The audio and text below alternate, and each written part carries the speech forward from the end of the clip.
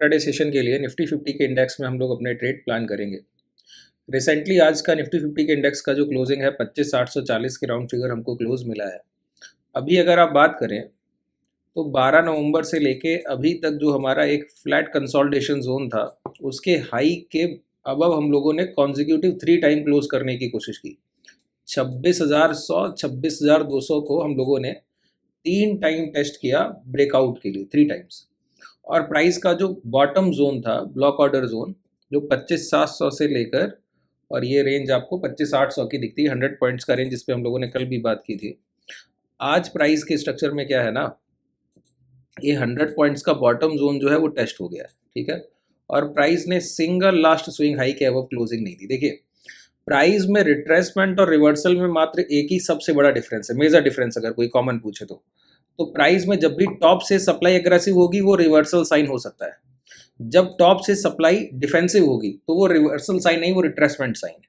अभी अगर आप इसके पहले का इस प्राइस एक्शन बिहेवियर को अगर आप अच्छे से देखें ना, तो यहाँ से यहाँ तक के इस डाउन ट्रेंड में हर कैंडल लगभग लोअर विक कंटेन कर रहा है, ठीक है। और इसी डाउन मोमेंटम को आप कंपैरिजन कीजिए यहाँ से तो आपको दिखेगा बॉडी साइज कैंडल्स के कॉन्जिक्यूटिव फॉर्मेशंस, ठीक है। तो ये एक मेजर डिफरेंस होता है, इसीलिए 25,700 के नीचे अगर अब हमको क्लोजिंग मिलता है जो कि आज का डे लो के आसपास का प्राइस है, तो वहाँ से अब हमारा जो नेक्स्ट टारगेट होगा ना वो नियर अबाउट 25,450 25,500 का होगा लगभग। यहाँ से 700 ब्रेक होने के बाद और हमको 250 पॉइंट के मोमेंटम की पॉसिबिलिटी होगी। कब तक?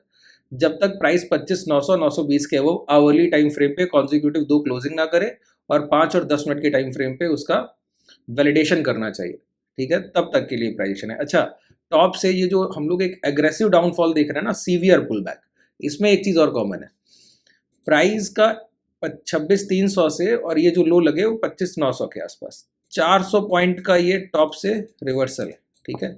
और इसके अगेंस्ट में अगर आप गौर करें तो दोबारा हम लोगों ने 26,200 के हाई लगाए। तो प्राइस में एग्रेसिव डाउनफॉल के बाद जो पुल बैक है वो भी एग्रेसिव, ठीक है। तो प्राइस में अभी रिसेंटली हम लोगों ने 26,200 को टच किया और आज हमारे 25,700 के लो है, तो 400 पॉइंट का लगभग यहाँ मोमेंटम था, 400 पॉइंट का लगभग यहाँ भी मोमेंटम है। अब कल के सेशन में 2 पॉसिबिलिटीज है, प्राइस या तो हाई ब्रेक करके दोबारा से स्विंग हाई, जैसे कि ये इनसाइड ब्लॉक ऑर्डर कैंडल है 26,000 के आसपास, ठीक है, 25,700 के आसपास के हमारे आज के लो। तो प्राइस अगर 26,000 तक भी टेस्ट करने गया स्विंग हाइज को तो 26,000 तक के इस मोमेंटम को छोड़ना नहीं है। उसके लिए हमको क्या चाहिए, लोअर टाइम फ्रेम पे जो भी स्विंग हाइज लगे हैं उसके अबव की क्लोजिंग चाहिए। 5 और 10 मिनट के टाइम फ्रेम पे, 2 मिनट के टाइम फ्रेम के वैलिडेशन से काम चल जाएगा लॉन्ग करने के लिए। डाउन साइड मोमेंटम के लिए हमको चाहिए 25,700 के नीचे की क्लोजिंग या स्विंग हाई के पास कोई भी डायरेक्टली टेस्ट हो, कि प्राइस ओपन होता है, ओपन होते ही 25,900 को टेस्ट कर रहा है ना। तो स्विंग हाई के पास लोअर टाइम फ्रेम 2 मिनट के टाइम फ्रेम पे हमको देखना है कि कोई भी रिजेक्शन कैंडल बने, इन्वर्टेड हैमर डोजी और उसके लो ब्रेक हो, तो वहां से शॉर्ट सेल की अपॉर्चुनिटी हमको अच्छी मिलेगी। अब एक बार हम लोग वीकली टाइम फ्रेम का एनालिसिस करते हैं जिससे हमको ये कंफर्मेशन मिले कि आवरली टाइम फ्रेम पे जो 12 नवंबर से लेके अभी तक का ये जो कंसोलिडेशन फेज है, इसमें टॉप पर क्या कोई ट्रैप बन रहा है या फिर ये हाई ब्रेक होने के बाद कोई बड़ी रैली की पॉसिबिलिटी दिखती है। तो ये 2 चीजें हमको कंफर्म करनी पड़ेंगी बिगर टाइम फ्रेम से। एक बार वीकली टाइम फ्रेम पे हम लोग शिफ्ट होते हैं। अब वीकली टाइम फ्रेम पे अगर आपको ध्यान हो, 2 कॉन्जिक्यूटिव इन्वर्टेड हैमर कैंडल्स इस टॉप के पास जो कि हमारा ऑल टाइम हाई भी था, तो मैंने आपको बताया था किसी भी एक रेजिस्टेंस एरिया के पास अगर inverted hammer 2 consecutive rejection candles बने, इन्वर्टेड हैमर कैंडल्स के फॉर्मेशन, तो उन दोनों कैंडल्स के कंबाइंड लो ब्रेक होने चाहिए और उसके बाद एक बॉडी साइज कैंडल्स के फॉर्मेशन की क्लोजिंग चाहिए जिसमें 80% बॉडी साइज कम से कम कंटेन कर रही हो कैंडल, इंडिविजुअल कैंडल फॉर्मेशन, ठीक है। लेकिन प्राइस ने नेक्स्ट कैंडल में क्या किया, एक नियर अबाउट डोजी कैंडल का फॉर्मेशन किया जिसमें लोअर विक और अपर विक दोनों थी। तो ये कोई एग्रेसिव साइन नहीं था सप्लाई का। तो नेक्स्ट कैंडल यहाँ पे इंगल्फ हुआ, इंगल्फ के बाद ये हाई ब्रेक होने की पॉसिबिलिटी बहुत ज्यादा हो गई। तो प्राइस ने आप देखिए ये हाई ब्रेक भी किए, लेकिन ये हाई ब्रेक होने के बाद ब्रेकआउट का वैलिडेशन नहीं किया, ये बहुत जरूरी चीज है। प्राइस ने इन्वर्टेड हैमर कैंडल्स के फॉर्मेशन तो किए और उसके लो ब्रेक करने के बाद मोमेंटम भी नहीं किया, जिसको हम बोल सकते हैं कि रिट्रेसमेंट बिहेवियर है। इस रिट्रेसमेंट बिहेवियर के बाद प्राइस जब हाई ब्रेक कर रहा है ना, तो वहां सस्टेनेबिलिटी नहीं। ये इन्वर्टेड हैमर कैंडल, फिर हैमर कैंडल, लोअर विक का रिजेक्शन और नेक्स्ट कैंडल में फिर लोअर विक का रिजेक्शन, जो ये कॉन्सिक्यूटिव 2 कैंडल्स बने थे ना अपर विक रिजेक्शन के, सेम कैंडल फॉर्मेशन है लोअर विक रिजेक्शन से, ठीक है। अपर विक रिजेक्शन के लो ब्रेक होने के बाद जब मोमेंटम नहीं आता है तो उसके हाई ब्रेक होने के बाद मोमेंटम बहुत एग्रेसिव होता है। इसका वाइस वर्सा कीजिए, हैमर कैंडल्स के फॉर्मेशन के अगर हाई ब्रेक होने के बाद कोई मोमेंटम नहीं आ रहा है, हाई ब्रेक ही नहीं हो रहा है, और उसके पहले पहले अगर लो ब्रेक हो गया तो डाउन साइड मोमेंटम की पॉसिबिलिटी बहुत एग्रेसिव होती।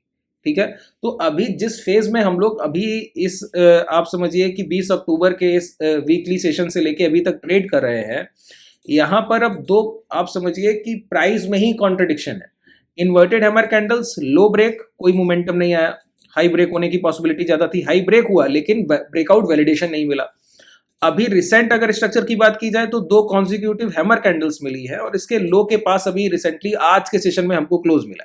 ठीक है, और जिस बॉटम 25,700 के पास जो गैप अप हुआ था ना 10, 11, 12 नवंबर की रेंज में, वहां से लेके उस वही बायर्स जो है अभी तक प्राइस में डोमिनेट कर रहे थे, वही उस बॉटम को पकड़े हुए थे और जितना भी ब्लॉक ऑर्डर था वहीं से डिमांड आ रही थी। मैंने आपको कल के सेशन में बताया भी था कि किसी सपोर्ट को जितनी बार टेस्ट किया जाता है वो उतना स्ट्रांग होता है और रेजिस्टेंस को जितनी बार रिटेस्ट किया जाता है वो उतना वीक होता जाता है। ठीक है, लेकिन किसी भी सपोर्ट के ब्रेकडाउन के लिए रिटेस्ट की जरूरत नहीं होती, सिंगल कैंडल के फॉर्मेशन से ब्रेकडाउन की जरूरत होती है। अब हमको क्या करना है, इन दो वीकली कैंडल्स के जो हैमर कैंडल्स बनी है ना, इनके लो मार्क कर लीजिए। अब आज के सेशन के बाद अगर आप बात करें तो आज ट्यूसडे का session, Nifty expiry, 3 trading session हमको और मिलेंगे इस वीक में। इन 3 ट्रेडिंग सेशन में क्या क्या वीकली कैंडल की पॉसिबिलिटी है वो हमको देखना होगा। पहली पॉसिबिलिटी है कि 2 हैमर कैंडल्स के बाद तीसरी कैंडल का फॉर्मेशन भी हैमर कैंडल हो सकता है। ठीक है, तो इसके लिए प्राइस को क्या चाहिए कि 25,700 के लेवल्स की सेफ्टी रखे और इसके पहले पहले रिकवरी करके 26,200 के अबव 26,300 के आसपास क्लोज करे या फिर इसके हाई ब्रेक करे, 26,300 के अबव की ही क्लोजिंग मिले इस वीक, है ना। तो ये कॉन्सिक्यूटिव 3 वीकली सेशंस हमको मिलेंगे जहां पर हैमर कैंडल्स लोअर वीक का रिजेक्शन दिखेगा हमको। दूसरी पॉसिबिलिटी क्या है कि प्राइस इन दोनों वीकली कैंडल्स के लो ब्रेक करे और एक प्रॉपर बॉडी साइज कैंडल, जैसे अभी इस हफ्ते की हमारी कल की ओपनिंग प्राइस थी 26,200 के आसपास और आज जो लो लगे 25,700, लगभग 500 पॉइंट का करेक्शन है विद इन अ 2 सेशन। तो यहाँ पे आप ये देखिए कि प्राइस अगर इसी तरीके से ये एग्रेसिव पुल बैक करता रहा डाउन साइड, तो यहाँ पे एक स्ट्रॉन्ग बॉडी साइज कैंडल का रेड फॉर्मेशन हो सकता है और वो बहुत नेगेटिव साइन होगा फर्दर ट्रेडिंग सेशंस के लिए, आने वाले वीकली सेशंस के लिए। ठीक है, तो अगर हमको कोई भी क्लोजिंग 25,500, 25,400 मिलेगी तो हम उसको वीकली टाइम फ्रेम पे एक नेगेटिव कैंडल क्लोजिंग कंसीडर करेंगे। अगर ये हैमर कैंडल की क्लोजिंग मिलेगी तो जब तक कॉन्सिक्यूटिव 3 हफ्तों के लो ब्रेक नहीं होगी तब तक डाउन साइड मोमेंटम नहीं, और जब तक कि इन कॉन्सिक्यूटिव 3 हफ्तों के हाई ब्रेक नहीं होते तब तक हायर साइड मोमेंटम नहीं। उसको हम साइड वेज मार्केट मानेंगे, जो कि हमारा 12 नवंबर से लेकर अभी तक 1 महीने का लगभग ड्यूरेशन हो गया। इस पूरे ट्रेडिंग पीरियड में हमको सिर्फ साइड वेज स्ट्रक्चर ही देखने को मिला है, जहां पर सपोर्ट के पास लॉन्ग और रेजिस्टेंस के पास शॉर्ट की अपॉर्चुनिटीज मिली है। ठीक है, कल के सेशन के लिए बिल्कुल क्लियर ट्रेड प्लान रखिए। आवरली टाइम फ्रेम पे जो मैंने आपको बताया ना, दोबारा बता देता हूँ, एक बार समझ लीजिए। प्राइस में लास्ट सप्लाई एग्रेसिव थी टॉप से 26,300 से, उसका पुल बैक भी 25,900 से एग्रेसिव था, तो हम लोगों ने 300 पॉइंट की रिकवरी की। 400 पॉइंट के रिट्रेसमेंट के बाद 300 पॉइंट की रिकवरी, ये 0.618 लेवल से ज्यादा होता है फिबोनाची रिट्रेसमेंट का। ठीक है, लेकिन प्राइस ने लास्ट स्विंग हाई के वो क्लोज तो किया, लेकिन वहां पर कोई भी वैलिडेशन नहीं हुआ ब्रेकआउट का। बात क्लियर हुई। और जहां से प्राइस ने सप्लाई उठाई है वो क्या है, कॉन्सिक्यूटिव 3 कैंडल्स के फॉर्मेशन और फिर इनसाइड कैंडल और वहां से जो ब्रेकडाउन आया गैप डाउन की कैंडल से। ठीक है, यहाँ पे आप देखिए कॉन्सिक्यूटिव 3 इनसाइड कैंडल्स और इसके बाद एक ये लोअर लोस के कैंडल का फॉर्मेशन, और ये जो डोजी है ये सेलिंग का ब्लॉक ऑर्डर है, इसको ध्यान रखिए।